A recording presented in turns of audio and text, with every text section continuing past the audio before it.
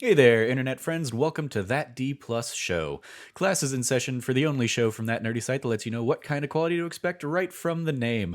I'm your host, Trevor Starkey, and each week we dive into a different Disney Plus offering and discuss its history, how it holds up today, and our general impressions. If you like the show, we would love it if you like, subscribe, rate, review, share the podcast with your friends, all that fun stuff.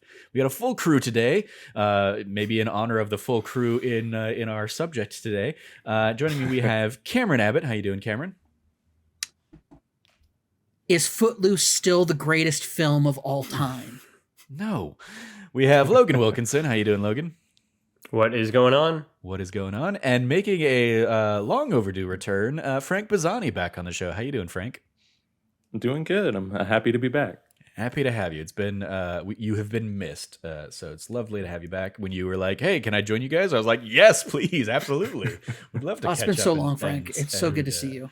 And so yeah, we spent a good little chunk of time catching up a little bit on what people have been up to. It's been a rough year, but we're gonna try and kind of put that aside here and focus on the Guardians of the Galaxy holiday special today, which we picked because it is the MCU, of course, and the holidays. So it made for a nice little mix here in our traditional holiday month of December. And I'll also peek behind the curtain. We're recording this earlier than we usually do because I'm going to be out of town this week. So we're recording this on Sunday instead of our usual Thursday thing. So nice that we were able to get everybody on board for this. This was originally released November 25th, 2022, Black Friday of this year. Has a runtime of about 41 minutes. And in the MCU timeline of things, we had Miss Marvel back in June and July of this year. And we had Thor Love and Thunder July 8th. She-Hulk ran from August to October. Werewolf by Night was October 7th. Black Panther Wakanda Forever on November 11th. Guardians of the Galaxy Holiday Special here, November 25th.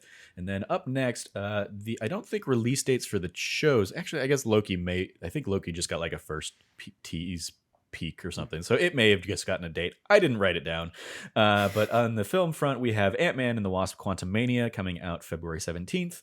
The Guardians of the Galaxy Volume 3 film coming out Cinco de Mayo of next year, May 5th.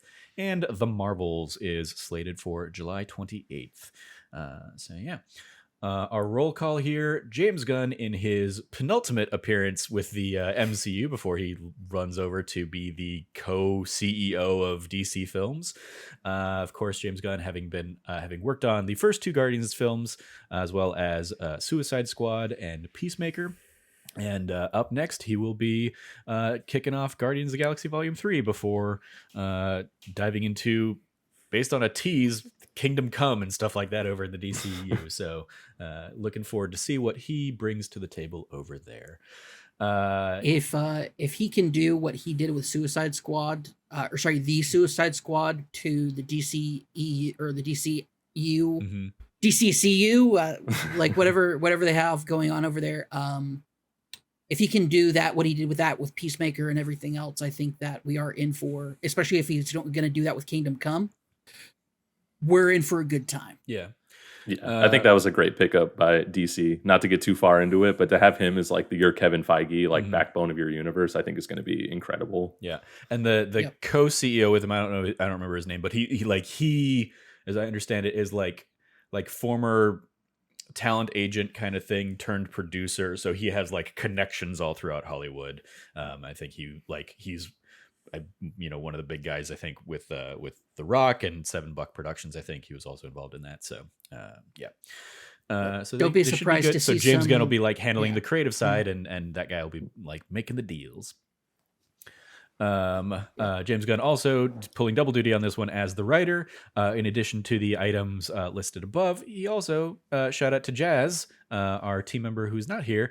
He was the writer of the Scooby-Doo and Scooby-Doo 2 Monsters Unleashed films back in the day, which is always one of those wow, that's funny to see where that he did that and then became James Gunn. Yeah. Well, it's also, when you look at the original, because I don't know if people know this, but Scooby-Doo was supposed to be an adult comedy. Mm-hmm. Mm-hmm. And then it notoriously executive meddling. They had to completely reshoot a bunch of stuff and also re-edit that to make it a kids, a family friendly film. Because the entire thing was just like even if you still watch it, there's still signs of what it originally was supposed to be, and it's great. Yeah. Our cast here, of course, starring Chris Pratt as Peter Quill and Star-Lord, having been in projects like Parks and Rec and Jurassic World. Dave Bautista as Drax, of course, coming from the WWE, and now has been in stuff like Blade Runner 2042, Dune, and the recently released Glass Onion. Slash recent release slash coming soon to Netflix Glass Onion. Karen Gillan as Nebula, having been in Doctor Who and then the short-lived series Selfie, which I actually really enjoyed. Palm Clementif as Mantis, having been in projects like Old Boy and Ingrid Goes West prior to Guardians. Oh, also, they've of course also been in Guardians of the Galaxy movies. All of them save Palm Clementif in Guardians 1, and then Mantis joined in Guardians 2. Sean Gunn as Kraglin, having been in The Gilmore Girls and The Suicide Squad. Vin Diesel as Groot, of course, from Fast and Furious. Bradley Cooper as Rocket from stuff like Wet Hot American Summer, Silver Linings Playbook, and A Star is Born. Michael Rooker returns as Yondu, having been in the first 2 Guardians movies, Suicide Squad, Fast 9, the Fast Saga, or F9, the Fast Saga, and a ton of other credits, of course, going back to the 80s because he's Michael Rooker. Newcomer Maria Bakalova, voicing Cosmo the dog, made her real breakout in Borat's subsequent movie film. Having to put up with Rudy Giuliani and his disgusted perversions. Kevin Bacon as Kevin Bacon. He is 6 degrees from everyone, but notably Footloose, Hollow Man, and X-Men First Class. Kira Sedgwick is Kira Sedgwick, also in The Closer and Lieutenant Wunch of Brooklyn Nine-Nine fame. And the Alien Band is played by the Old 97s, an alternative country band from Dallas, Texas. A little bit of additional trivia here. Lots of holiday-themed panels that kind of kick off the like when the comics flipping. It was a nice little switch to the Marvel Studio segment. The opening and later scene that we get with Yondu is designed in rotoscoped animation as a nod to the holiday specials of the 1970s, where it was basically filmed live action and then animated over. The opening credits have a nod to the font treatment from A Christmas Story. We get a nod to Kumail Nanjiani's Eternals character, Kingo, with billboards for Kingo's Christmas, as well as another Kingo project, which name I did not grab. That's seen in the Hollywood segment around the Grauman's Chinese Theater. Flula Borg, who played Javelin in Suicide Squad, cameos as the bartender. Additional cameos are John Cena and Margot Robbie appearing on the star map, alongside Queen Latifah, Arnold Schwarzenegger, and a Saved by the Bell era Mark Paul Gosselaar picture. Yeah, not Suits or whatever later thing he did. Just they're like, yeah, no, we're gonna go with like early Mark Paul Gosselaar. The movie that Kevin Bacon is watching is Santa Claus Conquers the Martians, which, as I understand, was made very famous by Mystery Science Theater 3000. It's a great one, by the way. If you ever want to watch a great Mystery Science Theater 3000 episode, that's a fantastic one. There you go. And we get the introduction of the Guardians / Star-Lord's new ship, the Bowie, continuing his fascination with iconic characters of the 80s. So yeah, what did everybody think of Guardians of the Galaxy, the holiday special? Frank, it's been so long since we had you. I'll throw it to you first. What were your thoughts? I thought it was really fun. Like, I didn't really know what to expect even like years ago or whenever it was that they actually announced that they were doing like a Guardians holiday special. Cause like I love the Guardians and I especially love James Gunn, but it's like that's such like a weird kind of thing, especially even for like the MCU. We haven't really gotten something like that. And yeah, this was probably announced like pre-pandemic. Yeah, like as I think it was in that giant slate of like here's phase 4 or whatever, like, and then I'm just like that's like super weird. And like I didn't really know what to expect even up to the point of it like coming out, even though I had heard pretty good things about it and I watched it last night. But like I thought it was really fun. I really enjoyed it. And it's a really fun like it's like I don't think like parody is the right word, but it's a really fun like James Gunn version or like riff on like all these like holiday specials and holiday movies, or even like those holiday like TV episodes you would get of like sitcoms and stuff like that. Like it kind of reminds me of some of that while even referencing some of those things. And I definitely like I enjoyed it. And it's just like a fun time, you know. It's like a fun little like side adventure with the Guardians. Yeah, I've heard it described as James Gunn's like Star Wars Christmas special, like his homage to that kind of thing. And I don't like it doesn't go like full into like variety show stuff, but it is definitely like a send up of the feel of let's play with those ideas. I mean, and like even the rotoscoped animation segment is, you know, akin to the Boba Fett introduction from the holiday special, done in animation style. Logan, what did you think of Guardians of the Galaxy Holiday Special? I liked it. I'm a big Guardians fan in general, right? I think, you know, we've spoken a lot over 2022 in terms of how I think we've started to get more eclectic and weird and different flavors of Marvel stuff, mostly on the, you know, TV side of things. I think Miss Marvel comes to mind kind of immediately. But I also think that anytime we get to delve back into what in some ways is sort of the genesis of the weird side of the MCU in Guardians of the Galaxy, I always really love that, right? Like, I think for me at least, nowhere else has the MCU hit this like perfect balance of like chemistry amongst all of the cast members, right? Like the Guardians chemistry just works so well. Every character just fits in so well. Even new ones they bring on board like Mantis. And I was just reading something about how like James Gunn called having it focused on Drax and Mantis like an Abbott and Costello episode. And that immediately clicks and makes so much sense. And I love that dynamic. I love their element. They're two of the more lighthearted, goofy characters. And I think in a holiday special, that's sort of what you want. And they have so much charm. And it's such a silly, goofy, ridiculous story throughout, but in a really endearing way. And yeah, I thought it was really neat. I also was happy because when I was first looking at this, I think on Friday, I was like, because I was going to watch it Saturday. So on Friday, like the next day, and like I was like quickly looking at it while I was like going for like a walk, and I clicked on the wrong thing. I realized after the fact, but I was like, shit, it's an hour and 50-minute long holiday special. I was like, oh my God. I was like, it's a whole ass movie they made here. And so then when I sat and watched it and it like ended in like less than half that time, I was like, oh, okay, cool. I was ready for like a marathon here. So I'm also glad that it's not an hour and 50 minutes long because I don't need that. But like it is perfect for what it is. And yeah, it is just a really nice, joyous thing. And it's also the first Christmas movie I've watched this year too. So also a good way to start off the holiday season. There you go. I realized when I pulled up the doc, I had not updated the time. I think I basically like copied. I pulled the doc and I was like, what the fuck? I pulled like I think I'd copied the doc for this episode from Thor: Love and Thunder recently, since it had a lot of the Guardians already in it, so I could just kind of copy that the cast.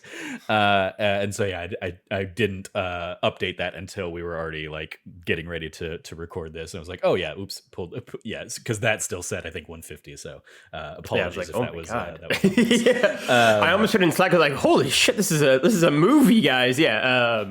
Okay. Yeah. Cameron, what did you think of Guardians Holiday Special?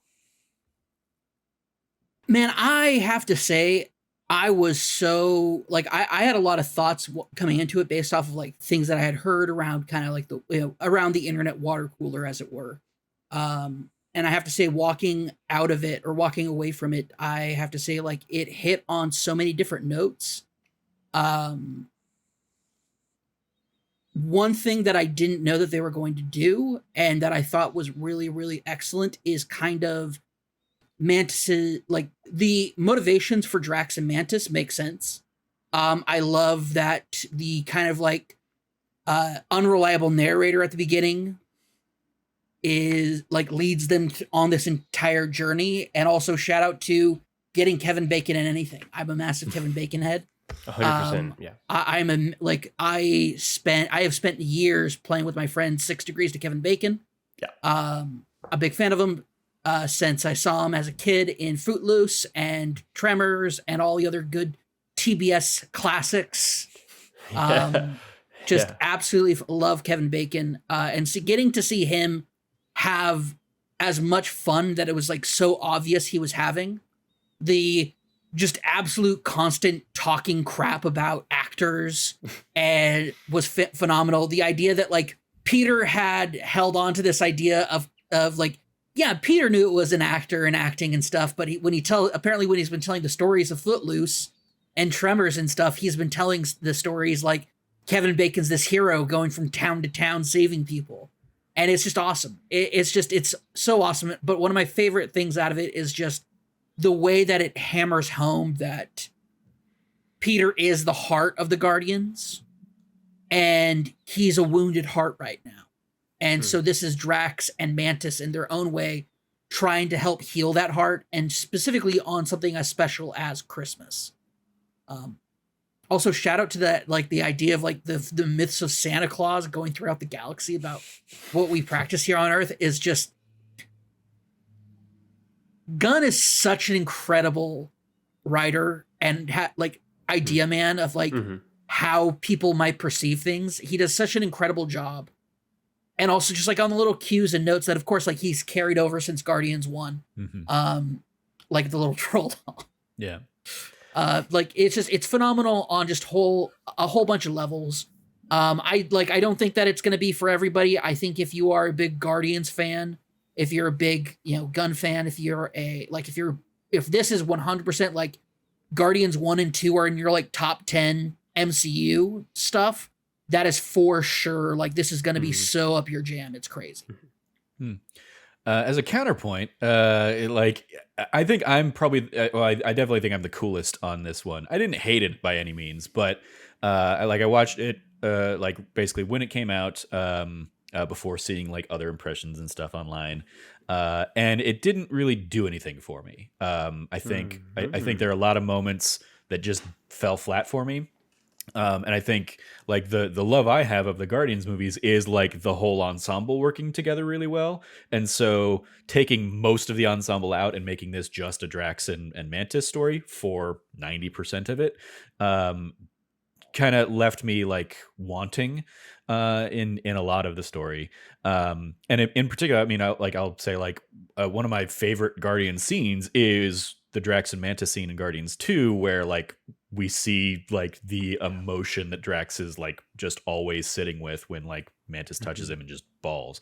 And I think like that's, I guess the dynamic I kind of like really like from those two. And so making both of them the goons and having no straight man to play off of meant a lot of the comedy that like leads the first half of this really just fell flat for me. I rewatched it last night to kind of like refresh it and have it like fresh in my mind, and it worked better for me, I guess, a little bit.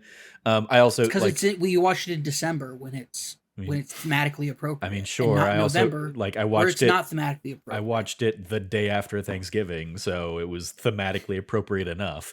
But yeah, it like.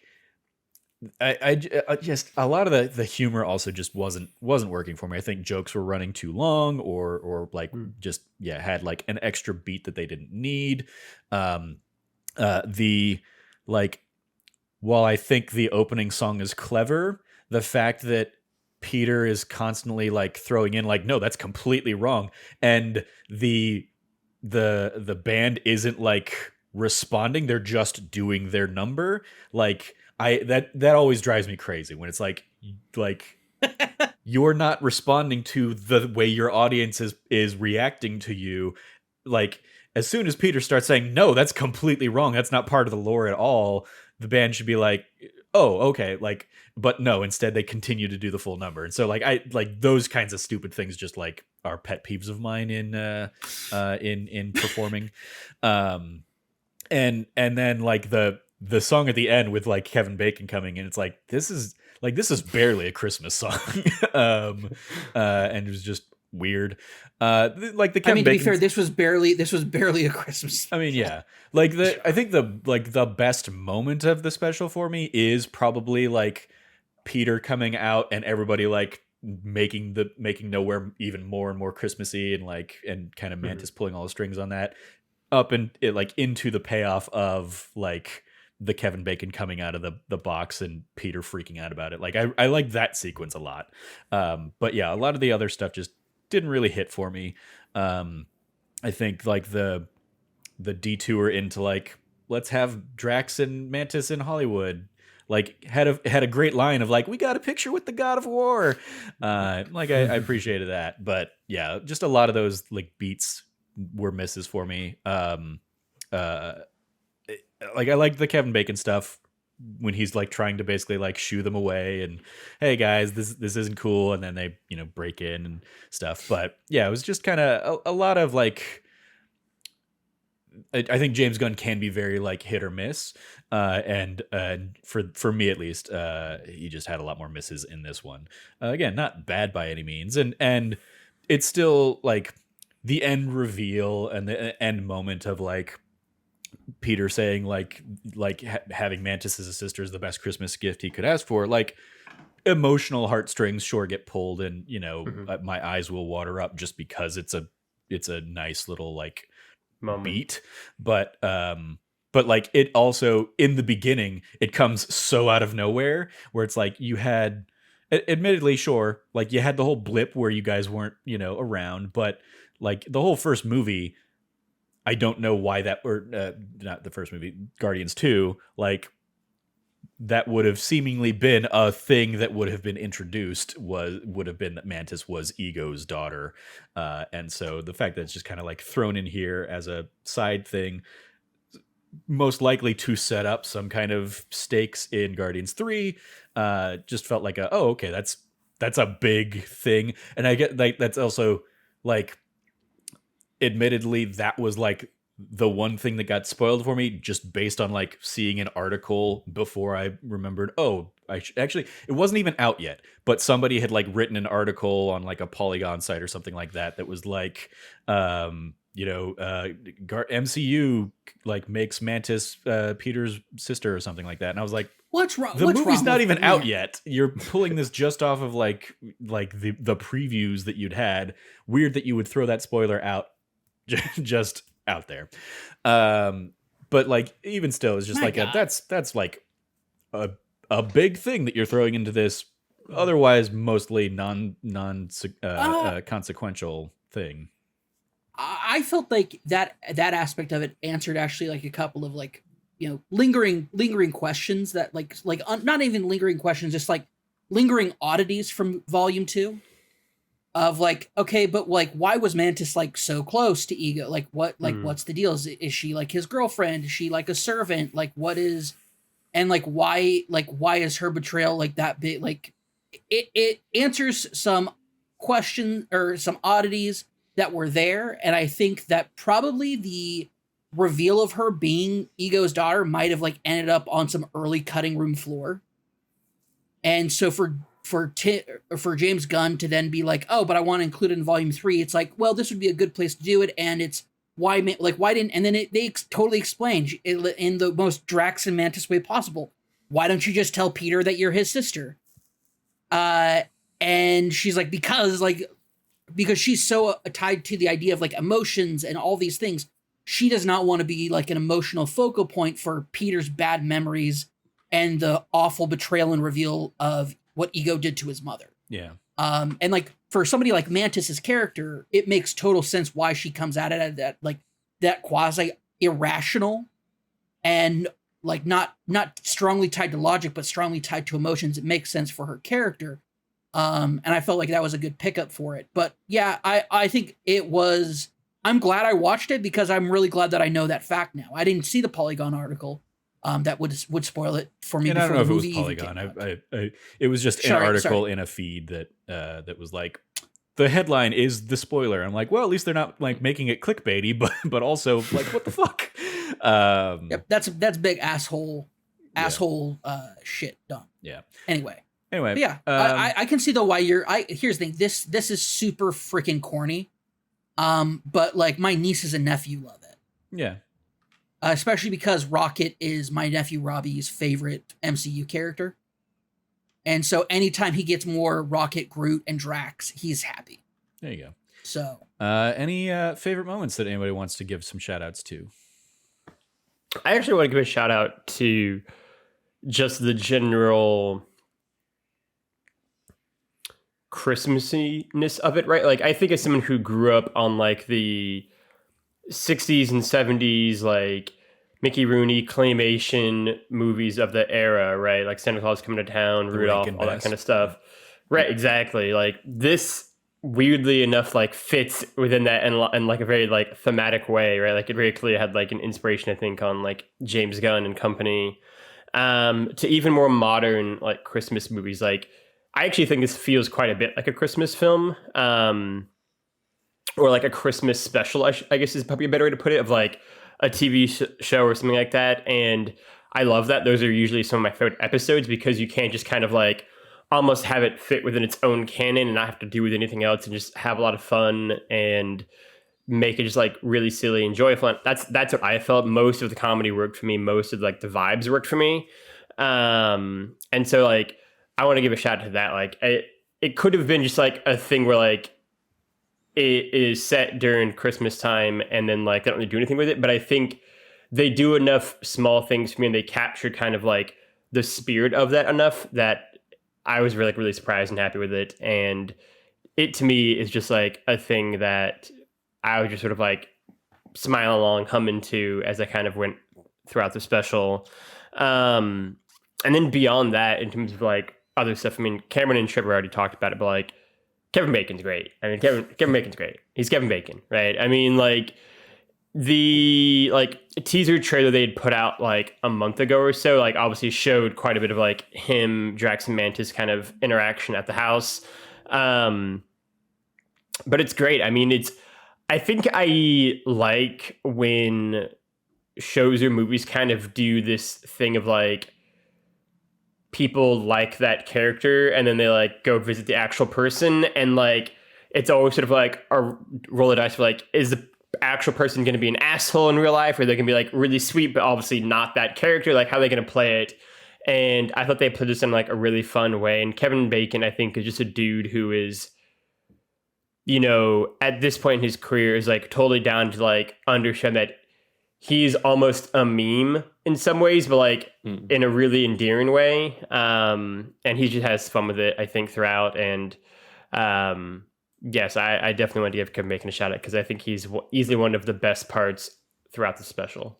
I mean, Kevin Bacon was a meme before memetics was even like a popular, right? Yeah, exactly. pop culture Right. subject Yeah. matter. Yeah, I still always often wonder, like, where did 6 degrees of Kevin Bacon even come from, apart from that Kevin Bacon kind of rhymes with 6 degrees of separation, because it's like looking 6 through, degrees of especially separation looking through his Kevin filmography, Bacon, it's not like he has like the craziest, most extensive like backlog, Right. especially for as long as that has been a meme. So it is, it's weird. I think he just hit up so many different kinds of projects for such a short period of time. Right. Like, he was just I sort think of at one point in over, time like, he was really doing like brief period. one to three movies a year, and like, because he was hot shit for a long time in the late 80s, early 90s, and so I think he just had a lot of projects with a lot of high profile people, so you can kind of like play that game. But he's also been known for doing like small indie projects on the side for years as well. Like, I think that's just kind of like he's that spread out in his like associations with people that you wouldn't consider him a part of any sort of like specific clique or circle. Because he's also worked with all these different studios. And I think that's kind of where it comes from. But also, I'll never forget the Capital One commercial, or maybe it was a Visa Max, one of the credit card commercials where he has to get he has to show ID of who he is in order to use his card, like his bank debit card. They're like, we need to see your ID. And he goes, I'm Kevin Bacon. He's in a pet store and he's like pulling out all these different things, like trying to like to use as an ID. And it's like, it's the whole like, I was in this movie with this and he starts grabbing people he was in movies with. And it's like, I was in this movie with this person. And the cash register guy's like, and that was in the 90s, like late 90s, early 2000s. Mm-hmm. Not to mention his, what was it, Dish Network commercials where he played like alternate universe Kevin Bacon's. Gosh, You I know love way Kevin. more about Kevin Bacon's commercialography than I do. I don't know why. But I like don't know I said, why. yeah, I mean, like just I him. know it has been like 6 Degrees of Kevin Bacon has been a thing pretty much like my entire life. So Right. so Yeah. like, or at least since I can remember. So yeah, it easily goes back to like the 90s, if not even the late 80s. Also, people don't understand the point of the game anymore because Wikipedia and all these things, IMDb, all these things exist now in the internet age. Yeah. Where like that game's not nearly as challenging as it used to be. I mean, if you're doing it in a like room of friends or something without access to those things, it can still be Right. tricky. But yes, Yeah. By the way, now there are like yeah. entire like sites where you can just type into people and it will do and figure out what the relationship is and Connection. stuff, so By the way, key linchpin for most of my strategy was always to try to connect it to A Few Good Men. Because if you can connect it to A Few Good Men with like all the different stars that are in that, yeah. Yeah. That's smart. and they're like from very different franchises, like there have been different parts of stuff in different eras with Jack Nicholson and stuff. That's usually my go-to. Yeah. Is really A smart, Few Good Men, actually. Kevin Bacon. Yeah. Like that's my nail in the coffin on that one. Yep. He has one of my favorite moments in this special too, where like they're taking him back and then he kind of explains to him like why he's even there, where he's like, you taught Peter how to be a hero, and like now he's one of the greatest heroes in the entire galaxy. And I'm just like, oh, that's like such a sweet like moment. And then even when he's like yeah, he saved the galaxy through dancing just like you did. And I had to remember like, oh yeah, he did, huh? Like that's how the first Guardians ends. And I was just like, that's such a great like little callback and like also like a heartfelt moment. And I really like that part of it. And then in terms of other favorite moments, my like the thing I laughed at the hardest and the thing that's probably my favorite moment is when Nebula gives the gift to Rocket and she opens it and it's just the metal arm. Yeah. And I just started laughing and then he's just like, Bucky's arm. And I'm just like, that's an amazing callback. And like I love that so much. Such a small callback too, because it's like momentary in Infinity War. Mm-hmm. Yeah. But it also It's- continues like Rocket's fascination with getting body parts from people. Yep. Yeah. Yeah, I mean, I think the whole special. I mean, like Frank just said, like there is just this, I think, like sweetness to the holiday special that pervades a lot of Guardians in general. Like it is probably the most like earnest and like sweet series of MCU films to begin with. Like maybe like the Cap and Peggy stuff is the only thing that really comes close, but otherwise it is largely like a kind of snarky, funny, off the cuff franchise of films. And Guardians has always been much more kind of like gooey emotional center to it. And that fits perfectly into Christmas special. And there's so many sweet moments. The Kevin Bacon ones that Frank pointed out are great. And I just think, like it works really well for me. I think that mixture of humor and heart throughout the holiday special. For me, a big thing that I take away from this is one, we got Cosmo finally. Yeah. After being teased as being part of the collector's collection. Mhm. Mhm. Two, we know that the Guardians are now have ownership of Nowhere. Nowhere, Which yeah. is very cool. And the third thing that I find very interesting about this is the way that they had, if they had just stopped short of Kevin Bacon, Peter would have been just like really blown away by like how much effort they put into it. But it isn't until that moment when he goes, "What's in the box?" And then he realizes it's Kevin Bacon and he like flips out. And my favorite thing is he goes, "This isn't a gift. This is human trafficking." I thought that he was going to say kidnapping, but he said human trafficking. I was like, oh yeah, no, I guess it does fully carry over full on human trafficking at this point. Yeah, he's been given I as a also, gift.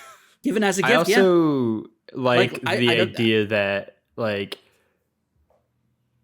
kind of off what you were saying there, Cameron, like this frees up Guardians of the Galaxy Volume 3 to not have to spend 10 minutes setting up all these pieces at the beginning of the movie, right? They can just hit the ground running of like, we're in Nowhere, we've got Cosmo, we've got all this other things set up. We know that Mantis is Peter's sister. We don't have to do this to explain it in the movie now.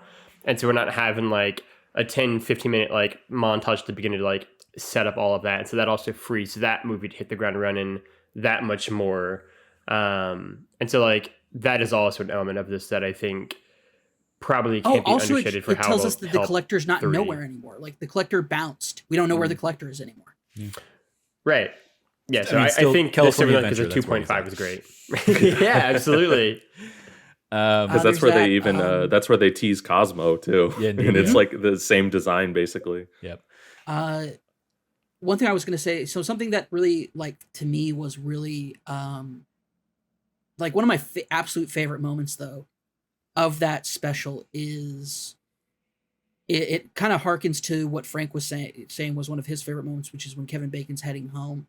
It's this idea that, like, the animation where we find out, oh, hey, the guns that Peter uses, he got those from Yondu. Like, we kind of already figured that. But to know that they were part of that it once again shows, like, yeah, Yondu wasn't, like, the best dude, but he had this softness to him that he really only showed to a few people. And he knew how important Christmas was to Peter, and then he, like, got his gift from Peter and everything. And it's just like, that entire, like, end sequence when Peter tells Mantis how that story actually ends. And it's a really budding moment of Peter's, like, story as far as, like, what is a family, really, I think, comes in its own way, comes full circle. You know, losing both his father and his daddy in volume 2, in the Christmas special, finding out that he has a sister, and for Mantis's character development, finding out that, like, the joy of having family and having a sister outweighs whatever else there is to it, because family is that important. But also, Peter, even though he's upset that they human trafficked Kevin Bacon, the absolute joy that he has about seeing people that he knows embrace something that is completely foreign to them, but that he loves, is very, very heartwarming. Like, the Guardians was always a story about a bunch of, like, fucked up people coming together to become, like, a cohesive, functioning family. You know, this found family kind of metaphor. And it's taken to the next level in volume 2, and then suffers in Infinity War and Endgame, and then is kind of, like, on its kind of, like, fulfilling that full end circle. And I feel like I'm really, really looking forward. I'm looking forward to more to Guardians Volume 3 now than I was before. It's got me excited, and I know that this special exists also to be hey, we haven't had, like, a Guardians focused project since Volume 2, which was like, what, 5 years ago? They were in the first, like, 10 minutes of Thor: Love and Thunder. Yeah, but that was showing how Thor grates people. Even like, Thor can grate even the Guardians. Even the Guardians can get sick of Thor. Mm-hmm. That was the point of it. Yeah, 2017 was Volume 2. Right. Volume 2. So yeah, we haven't really had a Guardians focused project since 2017. So getting to see them kind of, like, hey, this is where they're at now, I think sets it up. It saves them the time, like Logan was saying. But also, it makes me really excited to see, like, hey, I saw the trailer for Guardians Volume 3. Mm-hmm. I'm really excited. I saw that before I saw the Christmas special. I went back and watched the trailer again. I'm way more hyped about Volume 3 now than I was before, because I can't wait to see how this stuff all unfolds, especially with the things that I learned in the Christmas special.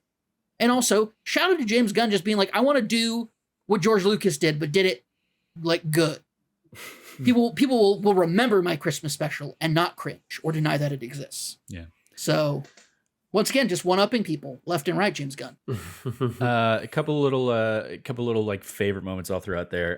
In the spirit of the gifts and, like, the Bucky's arm thing, I also like the combination of the gift / also the homage to the claymation stuff, where you get the little, like, vignettes scenes from that Groot gives everybody, which are just scenes from earlier in the special, culminating with the, like, meta upon meta upon meta of Kraglin, like, holding his thing, and then it just goes down, like, 4 deep of, like, him, like, holding that gift and smiling.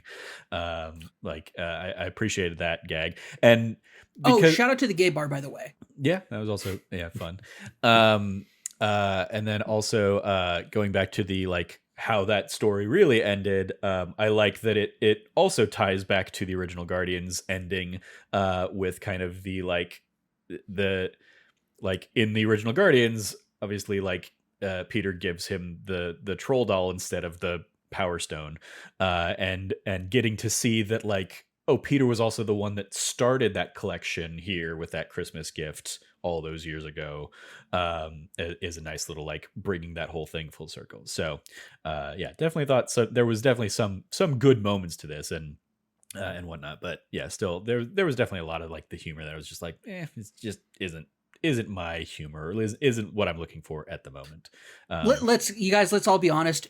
This movie lost Trevor when it did the thing where they ignored Peter's objections. A little bit. Like they lost Trevor early Although on. I will say, like the guy, and I appreciate that like they also call it out within the movie. The guy doing like the windmill thing with his arm, I was like, that is pretty cool. And then somebody's like, oh, that's pretty cool. I'm like, all right. Like, and I liked that band and the absurdity of the song that they're kind of taking. But yeah, it was just like You guys just picked up these instruments? like none of you are reacting to what he is saying to you, and he's 2 feet from your face. Why is this? Yeah.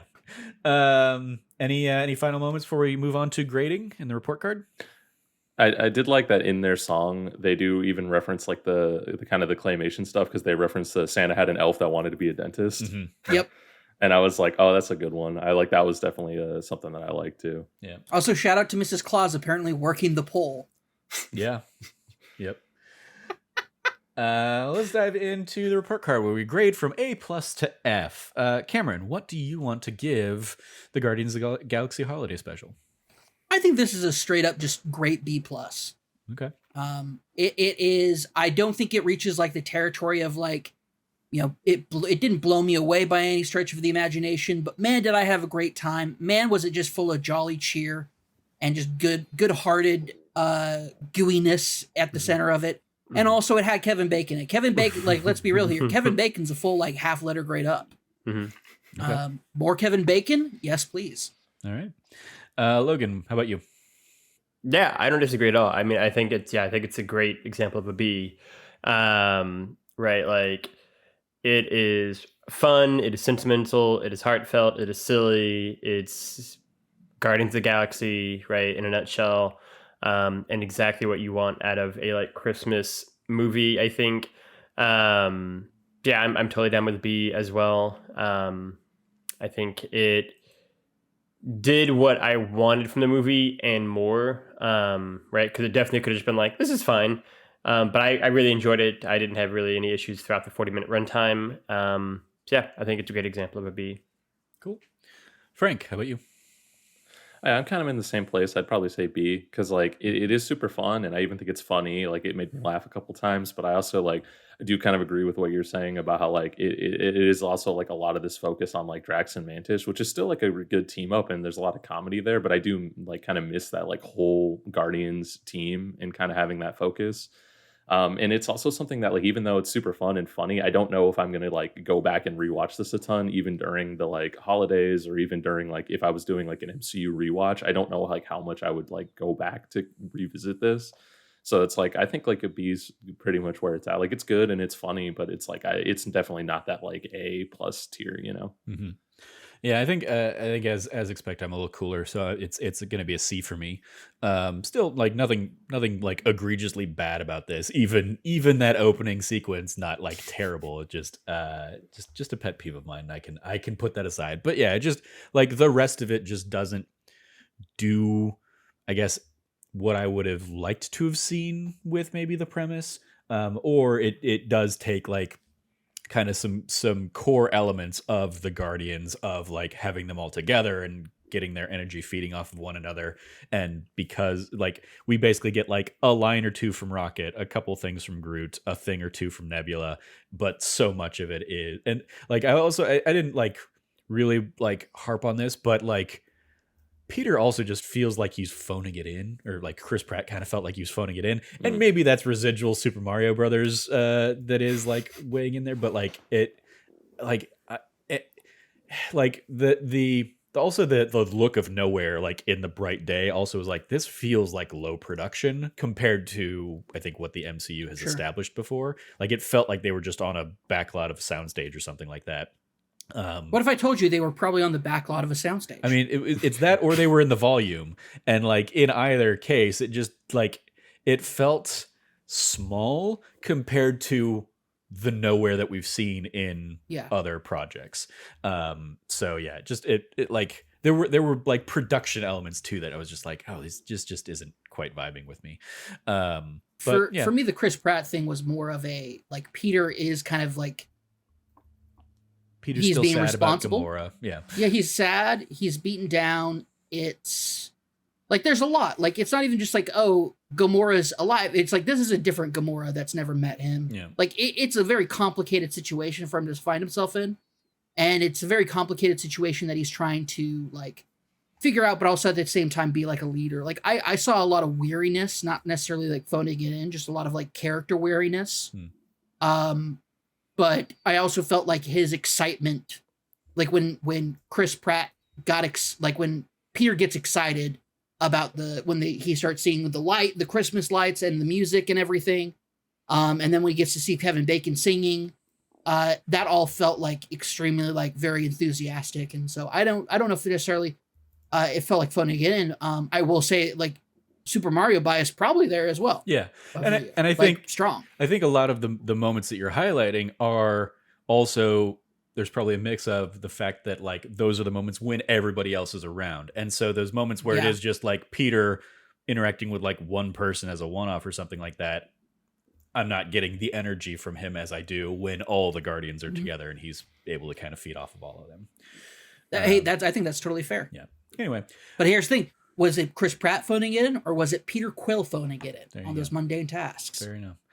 The world may never know. All right, so largely a B centric, with me being the lone C, and Cameron being B plus up there. Extra credit. Other suggestions if you like this one. Disney Plus will recommend the original Guardians of the Galaxy. Then Hell before yeah. Guardians of the Galaxy Volume 2, they will recommend I Am Groot, Groot's First Steps, which is one of Sure. the I Am Groot shorts.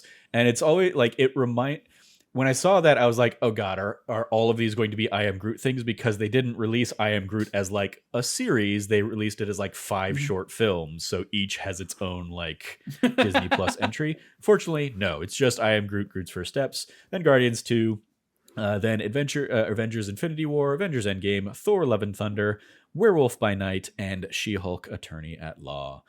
Extracurriculars. Anybody watching anything else on Disney Plus? I guess I'll throw it here to Frank and Logan, since we recorded our Andor breakdown. Cameron and I did for last week's episode. Do you guys want to gush about Andor at all? I'll Frank, go. have you Andor is watched great. Andor? Everyone should watch it. Right? Everyone watch Andor. It's great. Right? I mean, I'm sure at some point in time here in the next week or so, I'll probably sync up with Trevor and do maybe that like an Andor recap of my thoughts on like that Nerdy Site show. But Andor is great. Andor is fantastic. Everyone go check it out. Beyond that, no, we're at that time of the year now where like essentially everything is sort of like run its course now in Disney Plus, whether it's Miss Marvel, She-Hulk, Andor. So we're just sort of vibing. There's nothing I can think of really out on Disney Plus now, but everyone should go watch Andor. Also go watch She-Hulk or Miss Marvel if you haven't yet, because those are both very, very good as well. Lots of good stuff on Disney Plus now. And then Mandalorian got like a release date. Yeah, I said February, March. In the episode for Andor, I was like, Mandalorian's next up, and it's supposed to be like February Yeah. 2023, and they just announced that it's March 1st, I think, is now the release date for Mandalorian season 3. So I was like, all right, thanks for making me a liar, Brazilian check that out. Comic-Con, Yeah, that is releasing all these trailers. Yeah, Frank, how about you? So yeah, I had missed a lot on like Disney Plus in like this year, but since like Obi-Wan would have been like the last thing I watched, and so after watching this, I started Andor, and I watched the first 2 episodes, and yeah, like it's great so far, and I really love it. And that's Rogue One is like one of like my favorite Star Wars movies, and I do really like Cassian, and so like getting more of like him specifically and seeing this like my thing with Star Wars too is like it doesn't need to be all like Jedi and Sith. Like you could do so much more in this world, and he's just like this kind of like scummy character. They're already talking about all the debts he has with people, and he's just like giving people the run around and stuff. Like I really like that kind of character, and I really like how he plays him. So like I'm only in the first 2 episodes, and it was like I kept getting distracted by other stuff, and I was like, I really want to dedicate like my attention to this. So I stopped watching it there. But I'm gonna go back and probably finish it pretty quick, and I'll have like more thoughts on it later, probably. Cool. And then after that, I actually started Miss Marvel because Hell I yeah. was like, let me something like that I don't necessarily need to pay like as much attention to, and I can just kind of be watching. So I watched the first 3 episodes of that, which Hell yeah, really enjoying Miss Marvel too. Like I had heard some people say that they didn't really like it. But like I really have been enjoying it. It's like a really cool story. It's like I love seeing that kind of world and those characters and kind of, some of that representation. And even this story was just starting to get pretty interesting. Like the episode where I left off, I was very much like, oh, I'm actually very curious, like what is going to happen now and like where they're going to go. And and I actually really like the style of it too, like Yeah. some of the stuff they're doing. And like there was specifically a part, I know this isn't like a Miss Marvel podcast, but there was a part We can where make they it were one. like, yeah, where they were like texting, and the text is like their texts are kind of like showing up, but instead of Yeah. just showing up as like text in the world, it's like a neon sign and like Yep. other stuff. And I was like, that's like super cool. Yeah. Yeah. They definitely had a lot of fun style in Miss Marvel. Cameron, how about you? You watch anything else on Disney Plus? Right now, no. I mean, I just finished. I watched the Guardians thing last night. I haven't really gotten to anything else that I'll be watching just yet. Yeah. I mean, wrapping up Andor and everything else this like last week. So nothing right now, but I'm looking forward to like everything coming out. So Cool. I will throw out there. I watched basically like before we recorded today, because when I rewatched last night, I saw something caught my eye, and it was pentatonics around the world. I going back to like my singing in men's choir in high school days, I've always been a fan of like a cappella, and so when pentatonics was a thing or became a thing, I was like really into them and really enjoyed their stuff. So seeing that and like seeing the love that they've gotten, especially from Disney, it was a fun little like it's their version of like a little variety special. It's mostly just them in a green screen kind of Santa's workshop kind of room, but they're reading letters from their fans from around the world. And so like they have like a Japanese fan and people from Ghana and stuff like that, I think. And basically like each letter like starts a song that they kind of come in and like finish as part of like their new Christmas album that they're trying to create. It was a fun little like diversion. And then it ends with, because it's a Disney thing, it ends with It's a Small World is like the big like end number that they're doing with all of the different fans from around the world. So yeah, it was a cool little like 40-minute thing to throw on just kind of in the background while I was prepping for the show and getting stuff ready and stuff like that. So shout out to Pentatonics. Absolutely. But yeah, that is going to do it for this week's episode of That D Plus Show. Thank you all for joining me. It was so lovely to have a full 4-person crew for the first time in many, many moons, I'm sure. It was fun getting to, in Discord, I still have this like call labeled as the like Summer of Star Wars Summer of crew. Star Wars, yeah. So yeah, it was fun to just be like, all right, I can just kind of reopen that one. Yes, that was our thoughts on the Guardians of the Galaxy holiday special. You can follow all of us. You can follow Cameron at RevCabot, 2 B's and 2 T's. Anything you want to give a shout out to there, Cam? yeah, I want to give a shout out to our flagship show, That Nerdy Site Show. We've had a couple of bangers, I feel, in the last couple weeks, and I'm looking forward to, if you are listening to this, if you go ahead, if you haven't yet listened to this week's show. Yeah, we're recording this that before we we've have- recorded we're this last week's. I know. That I Nerdy know. Site show, I'm so I have setting- no idea I'm what we're going setting- to talk about on it. I do, Okay. and I'm excited to talk about what we're going to be talking about. So make sure you tune in. It's going to be a banger, All right. guaranteed. You can follow Logan at Lefty Logie, Loggy. Anything you want to give a shout out to there, Logan? I will give a shout out to all of the great work that Trevor is doing on his playthroughs through Skyrim, on the Let's Plays that are going live on youtube.com/thatnerdysite. Go check out all of those. Otherwise, I'll give a shout out to next week's episode of That Nerdy Site Show. Who knows what we're going to talk about, but it's going to be great. I'm certainly be on it. I have nothing to do. And so everyone go stay excited for that one. So now you got 2 weeks worth of That Nerdy Sites that haven't been recorded yet to be excited for our audience. There you go. Frank, bring us home. You can follow Frank at Irrelevant Jokes, which I'm realizing I've just had misspelled on the video version the entire time because it's been so long since we had your thing. So I was missing the T in there. I had you as Irrelevant Jokes. So let me go ahead and fix that real quick. But Frank, anything you want to give a shout out to? No, I'll just echo those two shout outs from Logan and Cam, and check out some of our other podcasts and even those Let's Plays that you've been doing over there. I've seen some of those where you're playing through Skyrim again, just having fun. Mm-hmm. Frank is excited for the next episode of That Nerdy Side Show. It's gonna be lit, guys. You know what I mean? Yeah. You follow me at Trevor J Starkey. I basically reached the end of the Skyrim Let's Plays that I'd recorded at the old place. So I recorded the next, basically this week's, the episodes that came out this week, but I still need to schedule in our actual timeline right now. Recorded those from this new place this week. Tried one of them through Remote Play on the PlayStation app. Apparently not the greatest video quality for Remote Play on resource intensive games like a big open world Skyrim. So for the second one, that probably was like Thursday's episode, I just like moved my PlayStation in here to hook it directly up to the system and do that. So working out the kinks. So go check those out.